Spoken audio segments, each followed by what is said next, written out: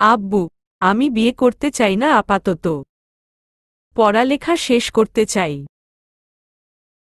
মেয়ের ভেজা চোখে আকুতি করে বলা কথায় মনে হল না সামান্য টলেছে হেলাল আকবর সাহেবের হৃদয়ে। তাচ্ছিল্য করে বলে উঠলেন তিনি, এজন্যই তো প্রেমিক নিয়ে চট্টগ্রাম পাড়ি দিয়েছিলে? তার সঙ্গে পড়ালেখা শেষ করতেই তো বাবাকে ধোঁকা দিয়ে পালিয়েছিলে, তাই না? মেঘালয়া মুখ চেপে ডুকরে কেঁদে উঠল বাবার কথায়। কলিজা ছিদ্র করে ঢুকেছে আব্বুর বলা কথাখানি। তবুও আবার নতজানু হয়ে অনুরোধ জানায়, আব্বু, ভুল করে ফেলেছি, ক্ষমা করে দাও। তবুও আমায় আমার ক্যারিয়ার গড়ার সুযোগটুকু দাও।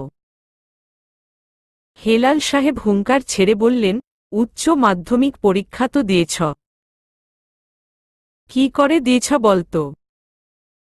পড়ালেখার সময়ে তো প্রেম করেছ। তাহলে পরীক্ষার খাতায় কি লিখে এসেছ? আবার সেই ফলাফলের আশায় বিশ্ববিদ্যালয়ের স্বপ্নও দেখছ? আব্বুর এত এত তিরস্কারের ভিড়েও কেবল বুক চিরে ঠোঁটে ভেঙে মলিন হাসি ফুটে উঠল মেঘালয়ার মুখে। মাথাটা নত করে নিল। হেলাল সাহেব নিজেই আবার জানানোর উদ্দেশ্যে বললেন, আগামী শুক্রবার তোমার বিয়ে হবে, এবং তা রাজের সঙ্গেই। আর তোমার মতো বাপের সম্মান নিয়ে খেলা করা মেয়ের মতামতের পরোয়া আমি করব না। তৈরি থাকবে। এবার যেন মেঘালয়া ছটফটিয়ে উঠল। তোরাক করে মাথা তুলে উঠে দাঁড়াল। ব্যস্ত কণ্ঠে বলে উঠল, কার সঙ্গে বিয়ের কথা বললে আব্বু? ইরাজ ভাই। হেলাল সাহেব গম্ভীর স্বরে সংক্ষিপ্ত জবাব দিলেন, হু। মেঘালয়া তাচ্ছিল্য হেসে ওঠে। ব্যাপক অস্থিরতা ঘিরে ধরেছে ওকে। ব্যাকুল কণ্ঠে বলে উঠল, আব্বু, তুমি আমাকে শুলে চড়িয়ে খণ্ডবিখণ্ড করে ফেলো। তবুও এত বড় শাস্তি দিও না। আমি মৃত্যুকে তো সাদরে গ্রহণ করব, তবুও ইরাজের মতো বদমেজাজি, রগজটা, খ্যাপাটে অমানুষকে বিয়ে করে নিজেকে প্রতি মুহূর্তে একবার করে মেরে ফেলতে পারব না। এবার হেলাল সাহেব নিজের ওপরই ভৎসনা করে উঠলেন। বুঝলে মেঘ, আমি আসলেই তোমার মতো নির্বোধ, মূর্খ আর অকৃতজ্ঞ মেয়েকে নিয়ে এতদিন অযথা গর্ব করে এসেছি। রাজ তোমার মতো প্রেমিকের সঙ্গে পালিয়ে যাওয়া সম্মান ডোবানো মেয়েকে বিয়ে করতে রাজি হবে কিনা সে চিন্তা করছি আমি। আর তুমি কিনা আজও ভ্রান্তিতে পড়ে আছো? স্বয়ং রাজি উদ্ধার করে নিয়ে এসেছে তোমায় চট্টগ্রাম থেকে। পড়ালেখা শেষ করে বাপের ব্যবসা সামাল দিচ্ছে। নিজের কোম্পানি গড়ে তুলতে সচেষ্ট সে। দেখতে শুনতে কি নেই তার? তো অহংকারবোধ তার থাকবে না? তোমার মতো মূর্খ মেয়ের থাকবে? কত আদরের মেয়ে মেঘালয়া আজ বাবার মুখে এমন সব কথা শুনে বাকরুদ্ধ হয়ে কেবল শুনছে বাবার কথাগুলো। কিছুক্ষণ নীরব থেকে বলে উঠল, আব্বু, ইরাজ ভাই আর আমার বয়সের তফাত প্রায় 9-10 বছরের। তাছাড়া সে আমাকে অতিরিক্ত অপছন্দ করে। তার বদমেজাজ আর বাজে স্বভাবের ব্যাপারে সবটা জেনেও তুমি আমাকে তার হাতে সারা জীবনের জন্য তুলে দিতে এত আগ্রহী? হেলাল সাহেব মেয়ের দিকে পূর্ণদৃষ্টি মেলে তাকালেন এবার। মেঘালয়া দ্রুত চোখ নামিয়ে নেয়। আজ আব্বুর চোখে চোখ রাখার সাহসটুকু সে জঘন্যভাবে হারিয়ে ফেলেছে। হেলাল সাহেব আক্রোশের সঙ্গে বললেন, যে মেয়েকে সর্বোচ্চ আদর যত্নে বড় করে তুলেছি, কত কত বড় কথা বলেছি মেয়েকে নিয়ে সমাজে, তাকে নিয়ে স্বপ্ন দেখেছি। সে যদি আমার মানসম্মানকে পা দিয়ে পিষে নিজের ইচ্ছেমতো দুর্ঘটনা ঘটিয়ে বসতে পারে, আমিই বা এত ভালো কবে ছিলাম যে এবার আর তার ইচ্ছা অনিচ্ছার পরোয়া করব? আর নিশ্চিন্ত থেকো বাবা, আমি তোমার মতো ছোটলোকি কাজ করব না। রাজের নেই কি? সুখে থাকবে। সে আমারই বিজনেস পার্টনারের ছেলে। আর আমি তোমার মতো বাবার ভালোবাসার প্রতিদান মন ভেঙে দেব না। শেষের কথাগুলোতে ক্ষোভ আর মনের কষ্ট ঝরে পড়ল যেন হেলাল সাহেবের কথায়। কথাগুলো বলেই তিনি মুখ ফিরিয়ে নিয়ে মেঘালয়ার রুম থেকে বেরিয়ে চলে গেলেন। মেঘালয়া কেঁদে ওঠে এবার শব্দ করে। আব্বুকে সে কষ্ট দিয়েছে, সমাজে আব্বুর সম্মান নষ্ট করেছে, সব মানছে সে। তার বদলে আব্বু ওকে এত জঘন্যতম শাস্তি দেবে, এটা আশাতীত ছিল ওর কাছে। মেঝেতে পড়ে বুক ফাটা আত্মচিৎকারে ফেটে পড়ল মেঘালয়া। ইরাজ তার জীবনে অভিশাপ হয়ে আসতে চলেছে। সে প্রয়োজন পড়লে আবার না হয় একবার পালিয়ে যাবে, তবুও ইরাজকে বিয়ে করার মতো বিদঘুটে কাজ করবে না। ইরাজ বাড়িতে প্রবেশ করে সোজা সিঁড়ির দিকে অগ্রসর হয়।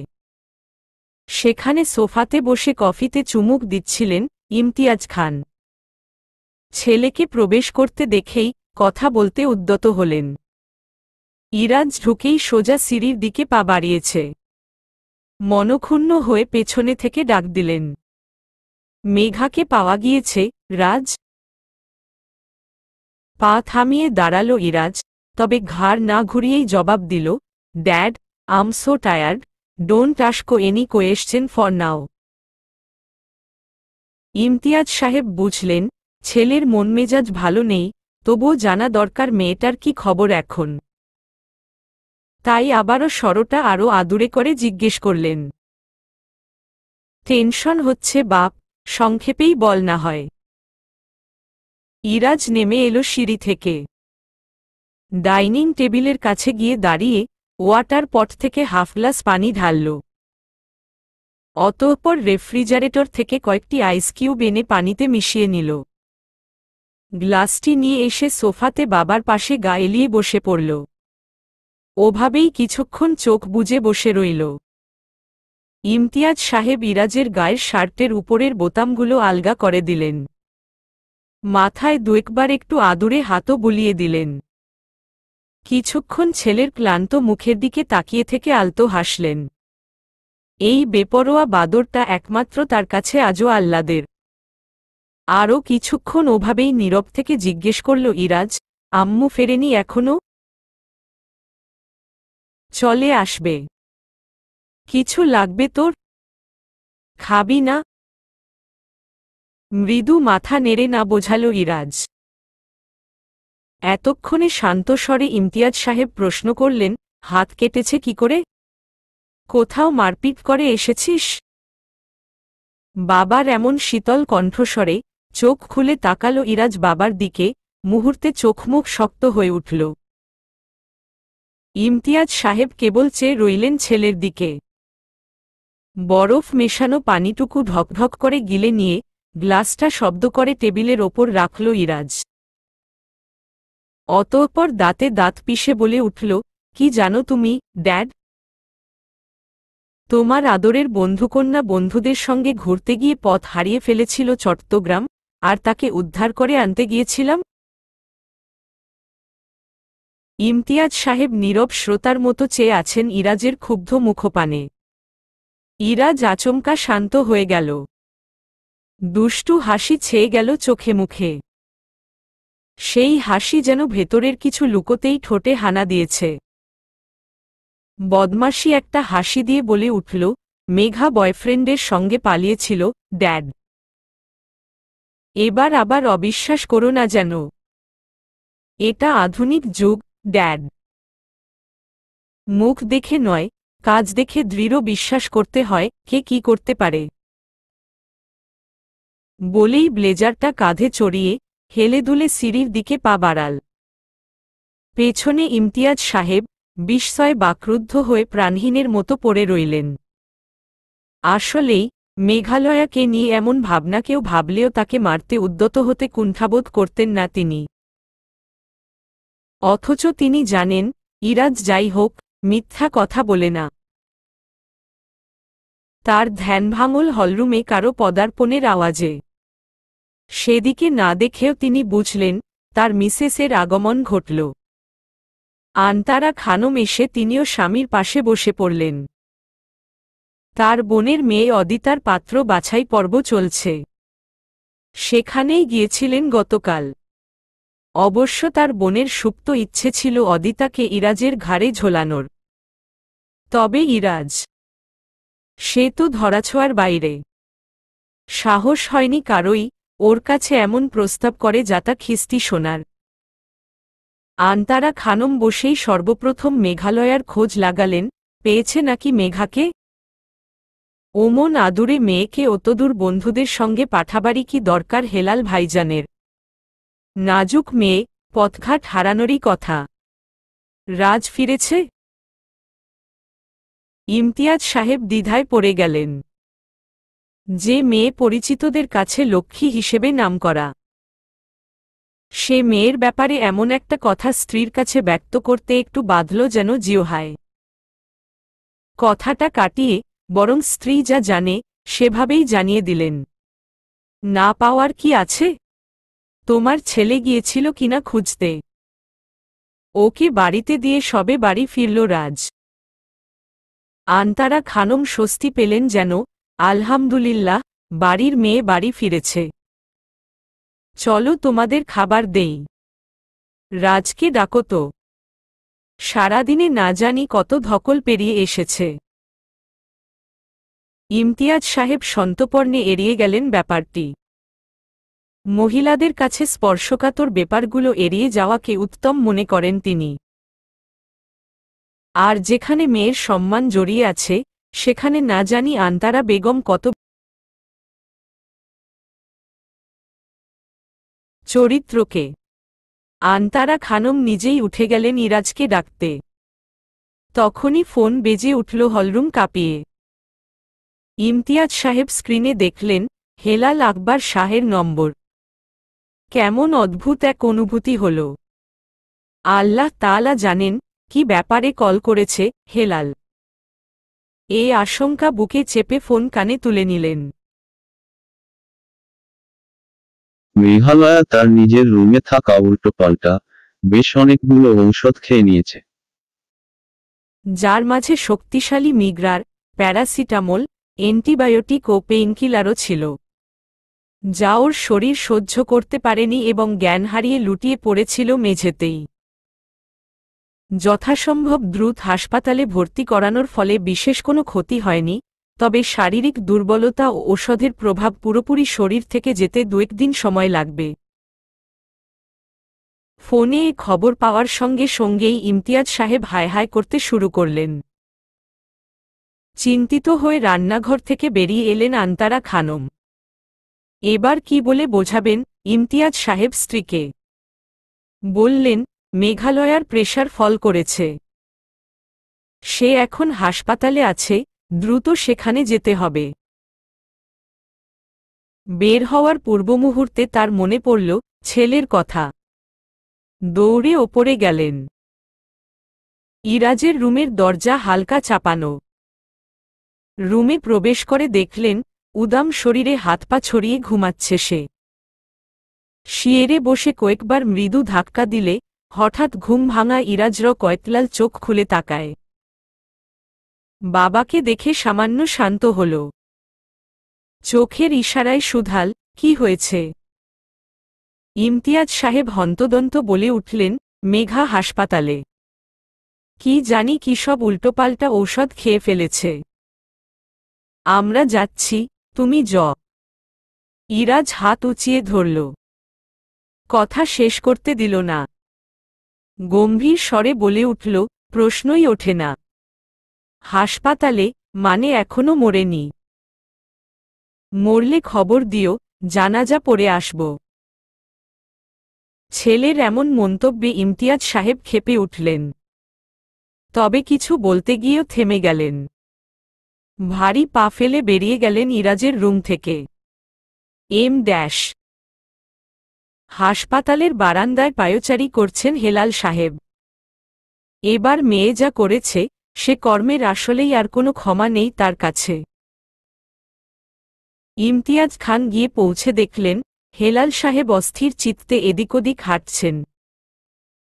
ওনাকে ধরে নিয়ে এসে পাশে থাকা বেঞ্চের ওপর বসালেন।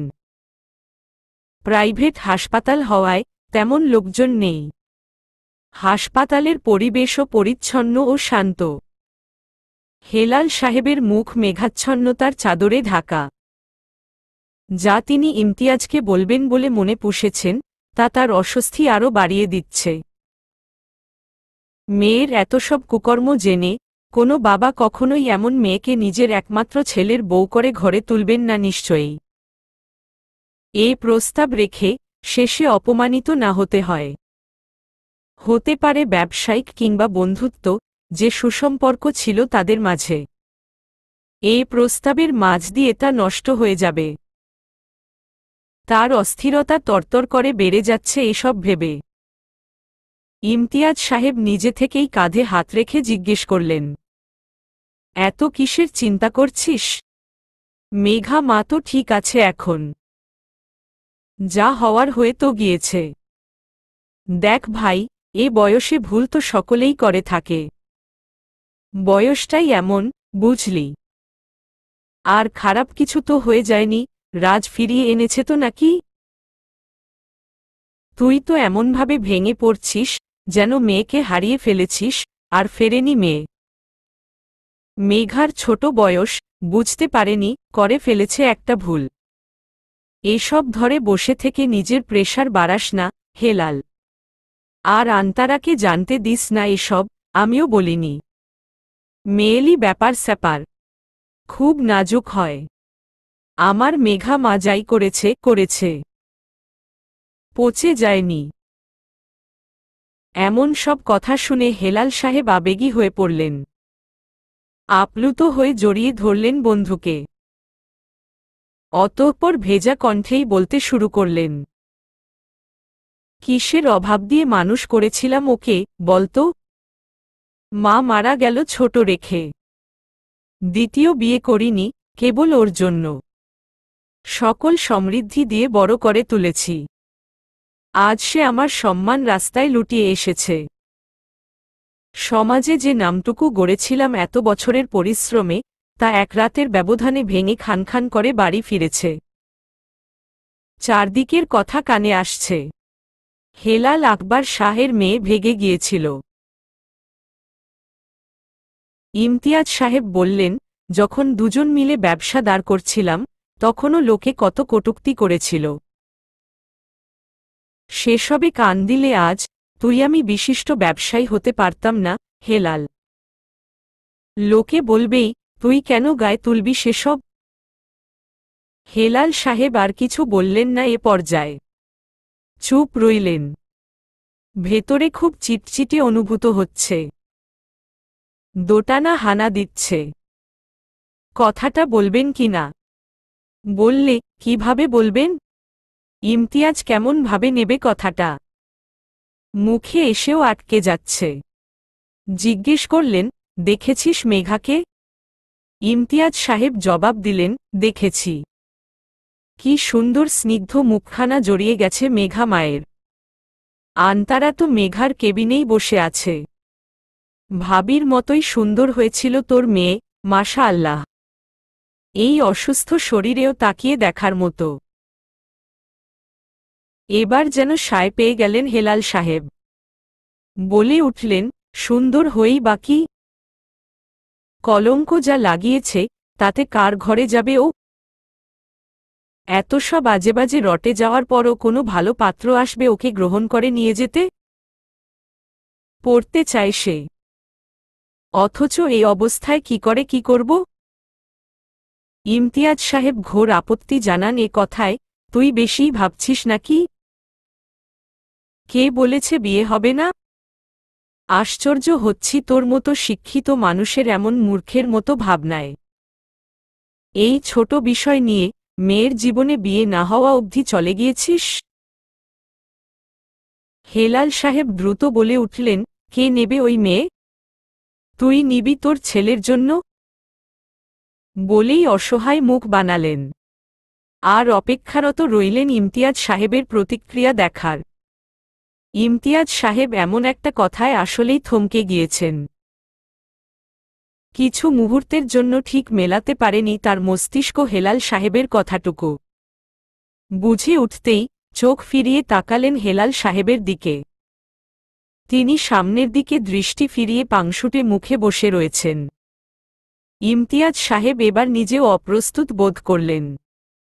কি বলবেন হেলালের বলা এ কথার পরিপ্রেক্ষিতে? কিছুটা সময় নিয়ে সংশয়াপন্ন কণ্ঠে বললেন, তুই মেয়ে দিবি আমার ঘরে? কথাটা কানে যেতেই হেলাল সাহেবের চোখ চিকচিক করে ওঠে। মনে সুপ্ত এক বাসনা জেগে উঠল। অদ্ভুত দৃষ্টি মেলে তাকালেন ইমতিয়াজ খানের দিকে। দুবন্ধুর চোখে চোখে অনেক কথা হয়। এভাবে কিছুক্ষণ দুজন দুজনের দিকে চেয়ে থেকে আচমকা ইমতিয়াজ সাহেব মৃদু হেসে ফেললেন। তবে হেলাল সাহেবের বুকে হাতুড়ি পিটছে। ইমতিয়াজের এই হাসির সঠিক মানে উদ্ধার করতে পারলেন না তৎক্ষণাৎ। ইমতিয়াজ সাহেব কাঁধ থেকে হাতটা সরিয়ে ঠিকঠাক হয়ে বসলেন এবার। হেলাল সাহেব বন্ধুর মুখে যে কোনো এক উত্তরের আশায় চেয়ে রইলেন। ইমতিয়াজ খান ধীরস্থির কণ্ঠে বললেন, এবার বহু আগে থেকেই চেয়েছিলাম মেঘাকে ইরাজের জন্য তোর কাছে চেয়ে নেব। তবে সাহস হয়নি কখনো, ইরাজের বাজে স্বভাবগুলোকে কেন্দ্র করে। বন্ধু হয়ে মেঘার মতো লক্ষ্মী মেয়ের হাত আমার ওই বাদর ছেলের জন্য চাইতে দ্বিধাগ্রস্ত হয়ে পড়তাম বরাবর। তবে আজ মেয়ে এক ভুল করে ফেলায় তুই খুব লজ্জায় পড়েছিস হেলাল। হেলাল সাহেব মাথা নত করে নিলেন। ইমতিয়াজ খান তা দেখে আবারও সামান্য হাসলেন। বললেন, সমস্যা তো আমার ছেলেরও আছে। বাবা হয়ে জানি ছেলের স্বভাব চরিত্রের ব্যাপারে। ওর ছেলে নির্ঘাত হারে বজ্জাত। এ ব্যাপারে লজ্জা আমারও আছে। আর সম্প্রতি মেয়ের করা ভুল নিয়ে লজ্জা তোরও আছে। চল এবার লজ্জায় কাটাকাটি করে ফেলি। বুকটা প্রশান্তিতে ভরে গেল যেন এবার হেলাল আকবরের। বুকের সঙ্গে শক্ত করে জড়িয়ে ধরলেন ইমতিয়াজ খানকে। তিনি আসলেই বড় সৌভাগ্যতে পেয়েছিলেন সেই জীবনের প্রথমকালে এমন এক বন্ধু। ইমতিয়াজ সাহেব নিজেকে ছাড়িয়ে মুখ ভার করে বলল, আদিক্ষেতা কম দেখা। আর আমার বউ যেন কিছু জানতে না পারে মেঘার ব্যাপারে। চল আরেকবার দেখে আসি মেঘা মাকে। ঘাড় নাড়লেন হেলাল আকবর। যাবেন না তিনি ওই অকৃতজ্ঞ মেয়েকে দেখতে? যে মেয়ে বাপের ভালোবাসা বোঝে না।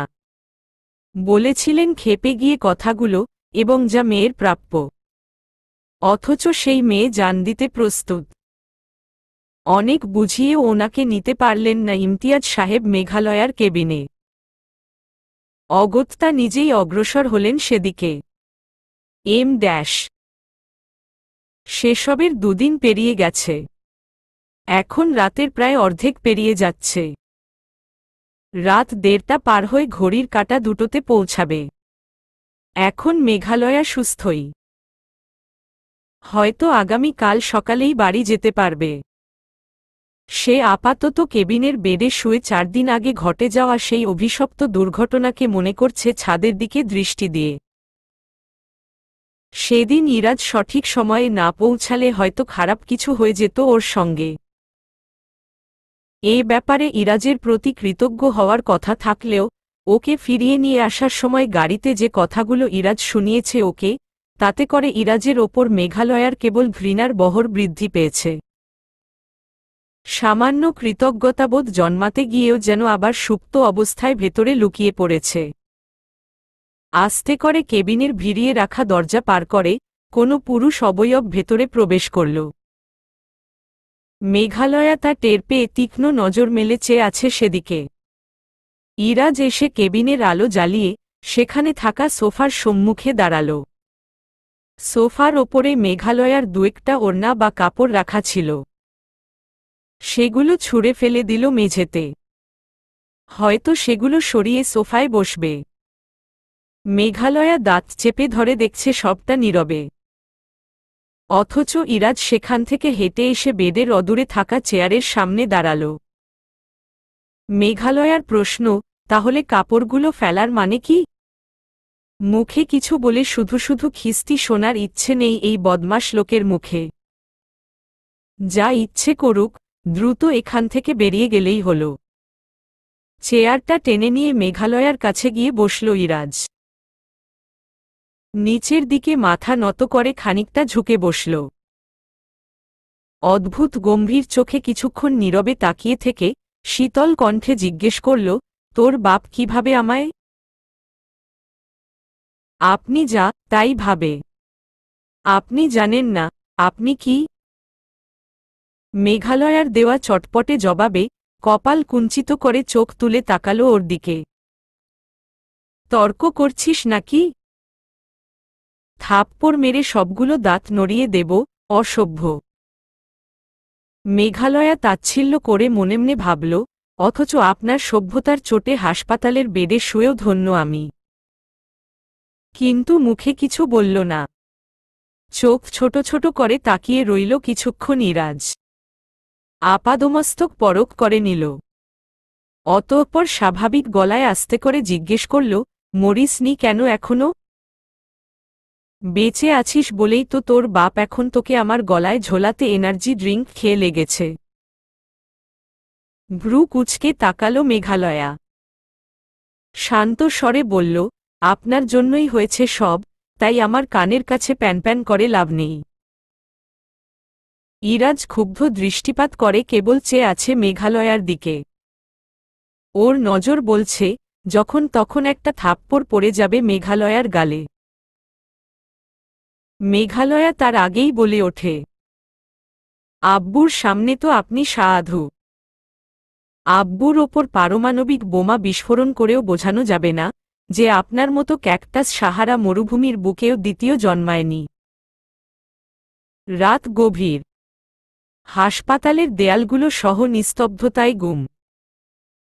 মেঘালয়ার মনটাও সাথে গুমোট হয়ে উঠল এই রাতে নিস্তব্ধতার সঙ্গে পাল্লা দিয়ে। ইরাজ বসে আছে, তবে বেশ কিছুক্ষণ কোনো কথা বলছে না। মুখটা অতিরিক্ত গম্ভীর করে মাথাটা ঝুঁকিয়ে বসে আছে। মেঘালয়া একবার তাকালো সেদিকে, তৎক্ষণাৎ আবার চোখ ঘুরিয়ে নিল। মেঘালয়ার বুকটা ভারী অনুভূত হল। কি এমন করেছিল? তাবিরকে ভালো লাগত। তাবিরই বলেছিল ওর সঙ্গে পালিয়ে যাওয়ার কথা। আব্বুকে বললে কখনোই মানত না, বিধায় পালিয়ে গিয়েছিল। তবুও প্রথম দিকে যেতে চায়নি। কিন্তু ভালোবাসার প্রমাণ দিতে যেতে হলো শেষমেশ। চট্টগ্রাম পৌঁছে কিছু সনয়ত্রাসের হাতে পড়েছিল ওরা। তখন সেই দুরবৃ ততগুলো শর্ত আরোপ করল, মেয়েটিকে ওদের হাতে তুলে দিলে তাবিরের জান ভিক্ষা দেবে। মেঘালয়ার দৃঢ় বিশ্বাস, তাবির কখনোই এ শর্তে রাজি হবে না। বিশ্বাস মোতাবেক সর্বদা বাস্তবতার ধারা প্রবাহিত হয় না। তাই তো তাবির মেঘালয়াকে ওখানেই জিম্মি রেখে নিজের জান বাঁচিয়ে পালিয়ে গেল। মেঘালয়া আজ নিজেও মানে ও আসলেই মূর্খ এবং নির্বোধ। আব্বু তো ভুল কিছু বলেনি। আচমকা ইরাজের রাশভারী কণ্ঠস্বরে মেঘালয়ার ভাবনার সুতো ছিঁড়ল, ওঠ, উঠে বসো। মেঘালয়া কথাটা ঠিক বুঝতে না পেরে চেয়ে রইল ইরাজের দিকে। ইরাজ এবার ঝাঝাল স্বরে ধমকে ওঠে, কানে সমস্যা? ধরাম করে এক থাপ্পড় লাগিয়ে কানটা ক্লিয়ার করতে হবে? I said, sit up. Damn. Meghalaya কোনোরকমে উঠে বসল। আবার শুয়ে পড়ল। ইরাজ আবারও সেই ভারী স্বরেই বলল, যা। তোর বাপ বাইরেই বসে আছে। গিয়ে বল তুই আমাকে বিয়ে করতে চাস না। নয়তো তোকে খুন করে রেখে যাব এখানে। মেঘালয়া ভ্রু কুঞ্চিত করে কিছুক্ষণ তাকিয়ে রইল ইরাজের ক্রোধান্বিত মুখের দিকে। অতঃপর তাচ্ছিল্য করে বলে উঠল, প্রয়োজন পড়লে বিষ খেয়ে নেব। এমনকি আপনি লাগেনি আমার কাছে এত বিষাক্ত। আপনার কেন মনে হয় আপনাকে বিয়ে করার জন্য আমি ব্রত পালন করছি? তাইলে চুপ করে আমার চেহারা গিলছিস কেন? এতে যে তোর নীরবতাকে সম্মতির লক্ষণ হিসেবে ধরে তোর বাপ বিয়ের তোড়জোড় শুরু করে দিয়েছে। ভাবলেশহীনভাবে জবাব দিল মেঘালয়া, আপনি তো সর্বমহান মনে করেন নিজেকে, আর বেশ দাপটে চলেন। এই শুভ কাজটাও না হয় আপনার দ্বারাই সম্পন্ন হোক। ইরাজ উঠে দাঁড়াল। মেঘালয়ার এক হাত ধরে টান দিয়ে উঠিয়ে বসাল। মেঘালয়া মৃদু আর্তনাদ করে ওঠে। ওর মনে হল হাতটা যেন আলাদা হয়ে গেছে কনুই থেকে। ইরাজ নিজেই ঝাড়া মেরে ছেড়ে দিল হাতটা। অতঃপর চিবিয়ে বলল, তুই আমায় পরামর্শ দিবি না, বরং আমি যা বলবো শুনতে হবে তোকে। মেঘালয়া তেজি কণ্ঠে বলে ওঠে, আমি আপনার বাধ্য নই, আর না ভয় পাই আপনাকে। সুতরাং আপনি আদেশ করবেন না আমায়। ইরাজ এক ভ্রু উঁচিয়ে তাকায় মেঘালয়ার দিকে। সন্তর্পণে নিজের ক্রোধটুকু এ পর্যায়ে নিয়ন্ত্রণ করে গিলে নিল। চোখে মুখে দুষ্টু হাসির রেখা টেনে মেঘালয়ার দিকে ঝুঁকে দাঁড়াল। কানের কাছে মুখ নিয়ে ধীরস্থির কণ্ঠে জানাল, জোর যার মুল্লুক তার শুনিসনি? আর এই সূত্র অনুযায়ী তোকে আমার কথা শুনতে হবে, নয়তো তুই জানিস আমি একদম ভালো মানুষ নই। মেঘালয়া চোয়াল শক্ত করে চোখ বুজে নেয়। ভারী একটা দীর্ঘশ্বাস ফেলে মনেমনে ঠিক করে ফেলে, জীবনে আর যাই হোক এমন কোনো লোকের সঙ্গে এক সূত্রে বেঁধে যাওয়াটা নিতান্তই গজব ছাড়া আর কিছু নয়। আর এত বড় গজবে সে নিজেকে কোনোক্রমেই পতিত করবে না। নির্বিকার ভঙ্গিতে বসে রইল বেডের ওপর। কিছুটা সময় নিয়ে বলল, আপনি বললে বাবাই না করবেন না। আপনিই বললেন জোর যার মুল্লুক তার। এ ব্যাপারে নিজের জোরটুকু খাটিয়ে আমাকে রেহাই দিন, আর নিজের জোরের প্রমাণও। ইরাজ পকেট থেকে সিগারেটের প্যাকেট বের করল। সেখান থেকে একটা সিগারেট বের করে দুঠোঁটের ভাঁজে চেপে ধরে অপর হাত দ্বারা পকেট হাতড়ে লাইটার বের করল। মেঘালয়াকে উদ্দেশ্য করে বলল, আমার বাপ হেলাল আঙ্কেলকে না করলে উনার হার্ট অ্যাটাক হয়ে যাবে। আঙ্কেল যে কোনো উপায়ে তোকে আমার গলায় ঝোলাতে চায়। তুই নিজে বিয়েতে অস্বীকৃতি জানা, কোনো কাজ হলেও হতে পারে। মেঘালয়া অনুযোগের সুরে টেনে টেনে বলে, আপনার আসলেই মনে হয় আমি আব্বুকে অস্বীকৃতি জানাইনি? সে আজকাল আমার কোনো কথাই শুনছে না। ইরাজ ঠোঁট বাঁকিয়ে হেসে ফেলল। ওভাবেই বলল, তোর বাপ তোর কথা আরও শুনবে বলে তোর মনে হয়? সম্মানের তো ফ্রাইড রাইস বানিয়ে খেয়ে ফেলেছিস তার। সেসব আমার দেখার বিষয় না। আজ সোমবার পেরিয়ে গেল, কাল সারাদিন মঙ্গলবার। শুক্রবার ঘরোয়াভাবে আয়োজন করা হয়েছে বিয়ের। যা করবি কাল এখান থেকে রিলিজ পাওয়ার পর শুরু করে দে, নয়তো আমার হাতে পড়লে তুই জানে বাঁচবি না, মেঘ। বলেই লাইটারের আগুনে সিগারেট জ্বালায় ইরাজ। লম্বা এক শ্বাস টেনে নিয়ে গায়ে থাকা জ্যাকেটটা টেনেটুনে ঠিক করে নিল। অতঃপর মেঘালয়ার দিকে এগিয়ে এসে মুখের ভেতরে থাকা সবটুকু ধোঁয়া ওর নাকে মুখে ছাড়ল। মেঘালয়া দম আটকে সিগারেটের বাজে গন্ধে কেশে ওঠে। তা দেখে ইরাজের ঠোঁটে বিজয়ের হাসি পরিলক্ষিত হয়। চোখমুখে দারুণ এক দুষ্টু প্রতিক্রিয়া ছড়িয়ে শীষ বাজাতে বাজাতে রাতের শেষ প্রহরে বের হয়ে আসল মেঘালয়ার কেবিন থেকে। আশেপাশে চোখ ঘুরিয়ে দেখল কোথাও হেলাল সাহেব আছেন নাকি। দেখল আপাতত নেই। হতে পারে ওয়াশরুমে অথবা কোথাও হাঁটতে গিয়েছেন। কতক্ষণ বসে থাকা যায়? সামনে যত যাই বলুক না, মেয়েকে হাসপাতালে রেখে বাড়িতে থাকা সম্ভব হয়নি।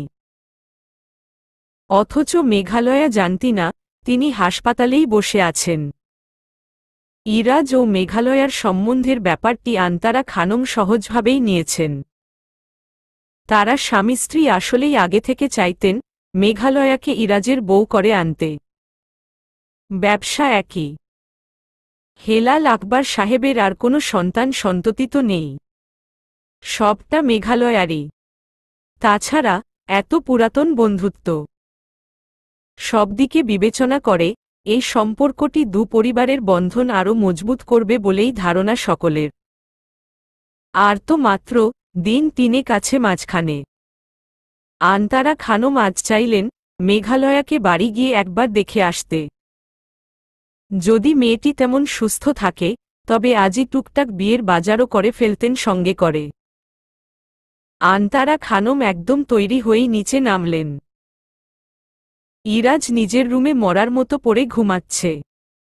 গতকাল শেষ রাতে বাড়ি ফিরেছে।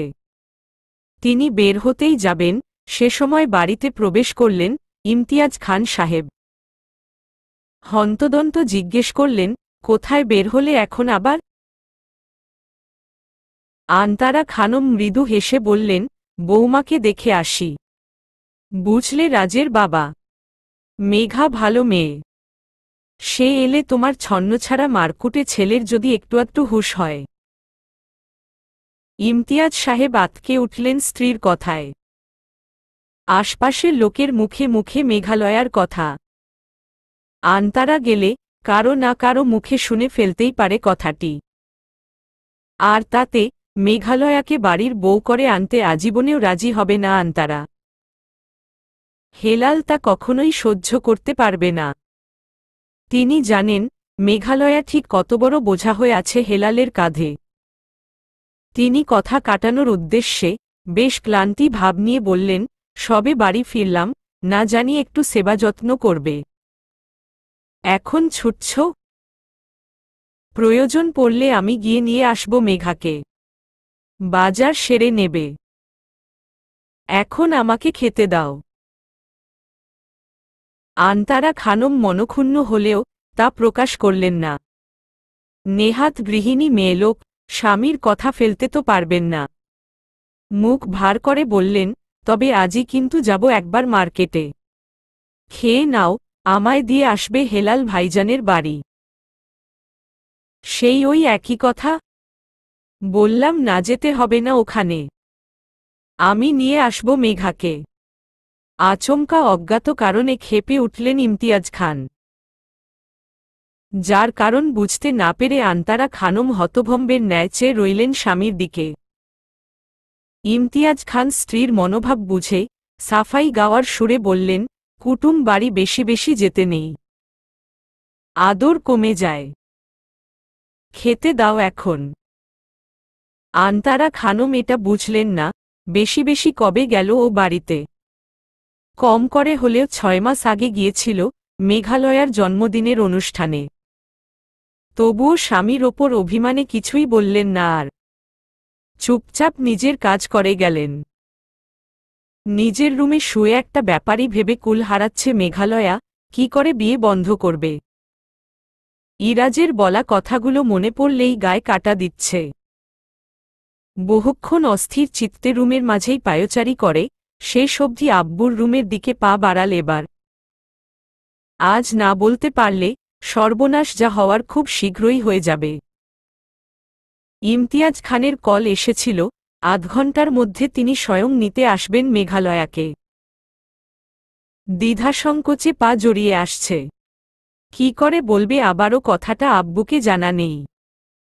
আব্বুর প্রতিক্রিয়াই বা কেমন হবে দ্বিতীয়বার একথা শুনে, তা ভাবলেও পা থেমে আসছে। তবুও কোনোমতো গিয়ে দাঁড়ালো আব্বুর রুমের সম্মুখে।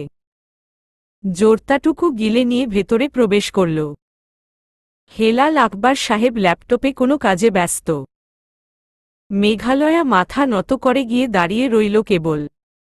সেকেন্ড কয়েক মুখ দিয়ে কোনো আওয়াজ বের হল না।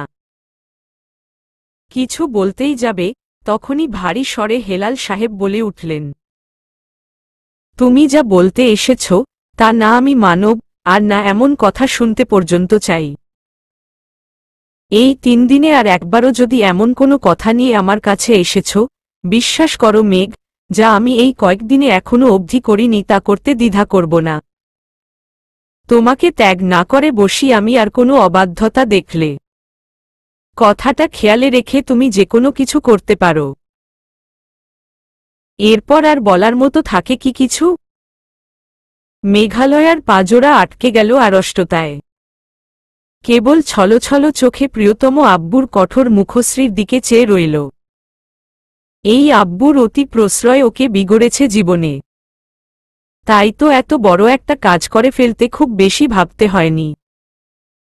আব্বুর এমন কঠোর রূপ দেখা হয়েছিল না আগে। ও ভাবেও নি সম্মানহানির দায় হেলাল আকবর শাহ এতটা শক্ত হয়ে উঠবেন। আবারও সেই রাশভারী কণ্ঠস্বর শুনতে পেল মেঘালয়া। নিজের রুমে যাও, তৈরি হয়ে নাও, ইমতিয়াজ চলে আসবে। নিঃশব্দে বেরিয়ে এলো মেঘালয়া।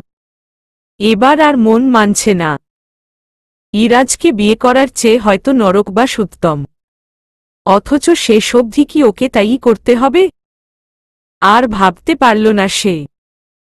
দ্রুত নিজের রুমে গিয়ে দরজা লাগিয়ে মেঝেতে আহাজারি করতে লুটিয়ে পড়ল। শেষ অবধি নিস্তার হয়নি আর মেঘালয়ার। বসেছে বিয়ের কনের সাজে।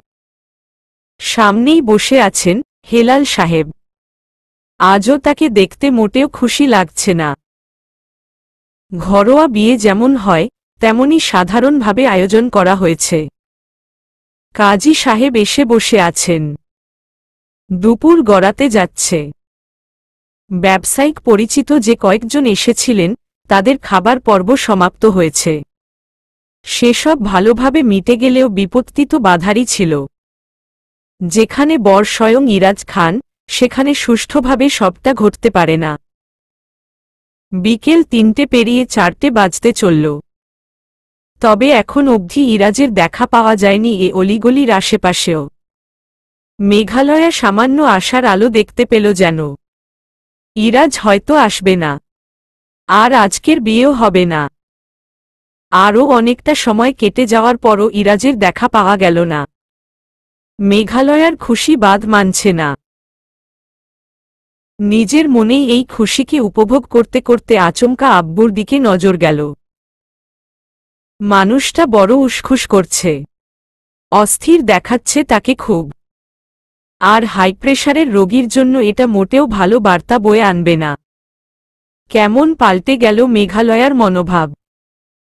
আব্বুকে ওভাবে ছটফট করতে দেখে এবার কেন জানি সেও চাইতে শুরু করল ইরাজ জলদি পৌঁছাক এখানে। ইমতিয়াজ সাহেব বরাবর ছেলেকে ফোনে ব্যর্থ চেষ্টা করে যাচ্ছেন, ছেলের পাত্তা নেই। হেলাল সাহেব আরও কাতর হয়ে উঠলেন এবার। হয়তো আজও তার সম্মানহানির দিন। আজও জঘন্যভাবে বেঁচে থাকা বাকি মানটুকু হারাতে চলেছেন তিনি। লোকে বলাবলি শুরু করেছে, পালানো মেয়েকে উদ্ধার করে আবার বিয়ের পিঁড়িতে বসিয়েছে হেলাল আকবর শাহ। মানসিক পীড়া উঠে গেছে ইতোমধ্যে তার মাঝে। ইরাজ বিক্ষিপ্ত অবস্থায় ঘটনাস্থলে এলো সন্ধ্যারও খানিক সময় পর। তার হাতে আঘাতের চিহ্ন, কপালের ডান পাশে খানিকটা জখম হয়ে আছে। চুল উস্কো খুস্কো।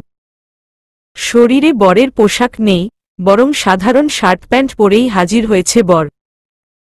ইমতিয়াজ খান এসব নিয়ে আর ব্যস্ত হলেন না। তার ছেলের সঙ্গে ঘটে যাওয়া নিত্য ঘটনা এসব। মেঘালয়া অদ্ভুত দৃষ্টিতে তাকালো ইরাজের পানে একবার। আবারও একবার আশায় বুক বাঁধল, হয়তো ইরাজ এবার সামনাসামনি আব্বুকে বোঝাবে, বিয়েটা ভেঙে যাবে। ইরাজ এসে নীরবে বসল কাজীর সামনের চেয়ারে। অতঃপর গাঢ় দৃষ্টি নিবন্ধ করল হেলাল সাহেবের পানে। মানুষটা কেমন মিয়ে গেছে সম্মান হারানোর আতঙ্কে। ইরাজ শান্ত দৃষ্টিতে চোখ ফিরিয়ে কাজীর দিকে চেয়ে ওনাকে কার্যক্রম শুরু করতে ইশারা করল। মেঘালয়ার বুকটা ছলকে ওঠে। ইরাজের অস্বীকৃতি শেষ ভরসা ছিল। ইরাজ বাধা না দিয়ে চালিয়ে যেতে দিচ্ছে কেন? অনেকদিন পর খান বাড়িতে প্রবেশ করল মেঘালয়া। তবে আগের দিনের মতো আজ আর হেলাল আকবর শাহের মেয়ে হয়ে নয়, খান বাড়ির বউ হয়ে। বুকটা থেকে থেকে মুচড়ে উঠছে। আন্তারা খানম সাদরে গ্রহণ করে নিলেন ছেলের বউকে। বিয়ের সুবাদে ইমতিয়াজ খানের বোন আশা খানম এবং তার ছেলেমেয়েরা এসেছে। আন্তারা খানমের বোনের বাড়ির লোকজনও এসেছে দু-একজন। এখানে আসতে আসতেই প্রায় রাত 10টা বেজে গেছে। তাই গ্রহণ পর্ব দ্রুত শেষ করে মেঘালয়াকে রুমে পাঠানো হল। ভারী বুক নিয়ে ফুলহীন বাসরে প্রবেশ করল মেঘালয়া। এমনিতেও সজ্জার অভাব নেই ইরাজের রুমটিতে। অতিরিক্ত করে ফুলে সাজানো না হলেও খুব পরিপাটি আর অভিজাত লাগছে দেখতে কক্ষটি। সেসবে সমীহ না করে ধীর পায়ে গিয়ে রুমের সোফার ওপর বসল মেঘালয়া। এখন আপাতত এ রুমে সে একাই। ইরাজের রুমটি আস্ত এক ফ্ল্যাটের মতো দেখতে লাগছে। একটা রুমের মাঝেই একটা অদৃশ্য বিভাজনের মাধ্যমে দুটো ইউনিটের রূপ দেওয়া হয়েছে, যেটা দেখতে অনেকটা বেডরুমের পাশেই ডাইনিং অথবা লিভিং রুমের মতো লাগছে দেখতে। একাকিত্বের সুযোগে ভারী হয়ে থাকা শব্দহীন আত্মচিৎকারগুলো এবার অশ্রু হয়ে ঝরতে শুরু করল। জীবনে আবেগের বশে করা একটা ভুল আজ প্রিয় বাবার থেকে কত দূরে এনে ফেলেছে ওকে। আবার যে মানুষটির সান্নিধ্যে পাঠানো হলো এ বাড়িতে, সে নিতান্তই অপছন্দের এক মানুষ। প্রায় মাঝরাতে রুমে ফিরল ইরাজ। ততক্ষণে মেঘালয়া বিয়ের জন্য পরিহিত ভারী পোশাক খুলে সুতির একটি শাড়ি পরেছে, যেটি বের করে দিয়ে গেছেন আন্তারা খানম। সান্ত্বনাও দিয়েছেন ইরাজ চলে আসবে। সকলেই জানে ইরাজ কেমন। হালকা পাতলা শরীরে হলুদ এবং লালের সংমিশ্রণে সজ্জিত শাড়িটিতে মেঘালয়াকে দেখতে নেহাত স্নিগ্ধ লাগছে। মাঝারি চুলগুলো হাতখোপা করা। ইরাজ রুমে প্রবেশ করে অবশ্য ভুলবশত একবার মেঘালয়ার দিকে তাকায়নি। এবার দেখা গেল আঘাতপ্রাপ্ত স্থানগুলোতে তার ব্যান্ডেজ লাগানো। সে অবস্থাতেই ওয়াশরুমে গিয়ে গোসল নিয়ে বেরোল ইরাজ।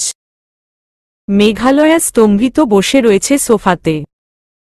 ইরাজ সাদা রঙা এক টি শার্ট গায়ে চড়িয়ে আচমকা এসে বসল মেঘালয়ার সম্মুখে থাকা কাউচের ওপর। মেঘালয়া চোখ তুলে তাকায়নি, তবে ইরাজ নিজেও কিছু সময় চুপ থেকে বেজায় ভারী স্বরে বলল, এতটা ত্যাগ স্বীকার করার মতো ছেলে আমি না, এ সকলেই জানে। অথচ তোর বাপের মন রক্ষার্থে আজ তোকে নিজের পরিচয় ঘরে তুলতে হল। প্রেমিক নিয়ে পালিয়েছিস তুই, সে কর্ম ফলাফলের ভাগ আমার সঙ্গে বেটে নেওয়ার কোনো যুক্তি আছে তোর কাছে? মেঘালয়ার চোখে জমে থাকা অশ্রুকণাগুলো এবার ঝোড়ো করে ঝরে পড়ল গাল বেয়ে। তা দেখে বিরক্তিতে মুখ বিকৃত করে ফেলে ইরাজ। এক পর্যায়ে ধমকে উঠল, স্টপ অল দিস ননসেন্স। আমার সামনে ন্যাকামি করবি না অন্তত। প্রেমিক নিয়ে পালানো মেয়ে নাজুক অথবা অবুঝ হয় না, আর না ছিচকাদুনেপোনা মানায় তাদের। সে জ্ঞান থাকলে সব জ্ঞান আছে। মেঘালয়া যথাসম্ভব নিজেকে সামলে বলল, আপনি আজ চাইলে বিয়ে ভাঙতে পারতেন। তা করেননি কেন? ইরাজ তাচ্ছিল্য করে বলল, তোর বাপে তাইলে এতক্ষণে আমাদের টাটাবাই করে ওপরে টপকে যেত। দেখেছিলি তখন তোর বাপের শুকনো মুখখানা? সম্মানের তো ভরাডুবি হয়েছে তোর জন্য। অথচ আমি তো আর তোর মতো নির্বোধ না, সম্মান বাঁচিয়ে যা হয় তাই করেছি। মেঘালয়া ঠোঁট চেপে ধরে নিচের দিকে চেয়ে রইল। ধীরস্থির কম্পমান কণ্ঠে বলল, তাহলে আমিও আব্বুর মুখের দিকে চেয়েই বিয়ে করেছি, আপনি আমায় কথা শোনাবেন না? পূর্ণদৃষ্টি মেলে তাকালো এবার ইরাজ মেঘালয়ার দিকে। খানিক সময় পরখ করে দেখে তিরস্কারের স্বরে বলল, বুঝের কথা বলতে শিখেছিস? অন্যের সাথে পালিয়ে যাওয়া মেয়েকে কবুল করেছি আজ। জীবনে কারো হাতে কর্ক খোলা ড্রিঙ্কের বোতলে চুমুক লাগাইনি। শালা, বউ বিয়ে করলাম কিনা অন্যের আমানত। মেঘালয়া গম্ভীর মুখে তাকায় ইরাজের দিকে। ইরাজও তাকালো, মেঘালয়াকে ওভাবে তাকিয়ে থাকতে দেখে ভ্রু কুঞ্চিত করল। খ্যাপা স্বরে ধমকে উঠল, ওভাবে তাকিয়ে আছিস কেন? তাকাবি না আমার দিকে, খবরদার। তোর নজর পড়লে এ জীবনে না জানি আর কত বড় বড় ক্ষতিপূরণ দিতে হবে। নজর সামলে এ বাড়িতে থাকবি। মেঘালয়া এমন কথা শুনে হাসবে না কাঁদবে? তবে ওর ধারণা এখন চুপ থাকা শ্রেয়। খুব ভালো বুঝতে পারছে ইরাজ কোনো এক ঝামেলা বাঁধানোর ছুতো খুঁজছে। ইরাজ এবার তাকালো মেঘালয়ার দিকে। এক ভ্রু উঁচিয়ে পরখ করে দেখল ওকে। মেঘালয়া হাঁসফাঁস শুরু করেছে। অভদ্রর মতো চেয়ে আছে ইরাজ। কিছুক্ষণ ওভাবে দেখে চোখ ছোট ছোট করে ফেলল। মুখটা ফিরিয়ে ভারী কণ্ঠে বলল, কোনো এক অজুহাতে বাপের বাড়ি গিয়ে থাকবি। তোকে আমার চোখের সামনে সহ্য হচ্ছে না, মেঘ। কোনো দুর্ঘটনা ঘটিয়ে বসি, তার আগে এ বাড়ি থেকে কালটি খা। মেঘালয়া বুঝল ইরাজ ক্ষেপে যাচ্ছে। এখন কোনো তামাশা করার ইচ্ছে হল না। মনটা নিজেরও খুব বিপর্যস্ত হয়ে আছে। প্রসঙ্গ বদলাতে আস্তে করে জিজ্ঞেস করল, শরীরে এত জায়গায় আঘাত পেয়েছেন কি করে? সে যেভাবেই পাই, তোর খুব আনন্দ হচ্ছে না? হুম, তা তো একটু হচ্ছেই। মুখ ফসকে ভুল জায়গায় ভুল কথা বলে ফেলেছে মেঘালয়া। বুঝতে পেরে দ্রুত হাত দ্বারা মুখ চেপে ধরল, ঘাড় নাড়ল দুপাশে। অতঃপর মুখে বলল, উহু, খুব কষ্ট হচ্ছে দেখে। ভালো কেন লাগবে? আপনার মতো ক্যাকটাস তো আর না আমি, যে কারো কষ্ট দেখে খুশি লাগবে। আবারও ভুল কথা। এবার হয়তো আর রক্ষা নেই মেঘালয়ার। ইরাজ হাত চাপে ধরল মেঘালয়ার।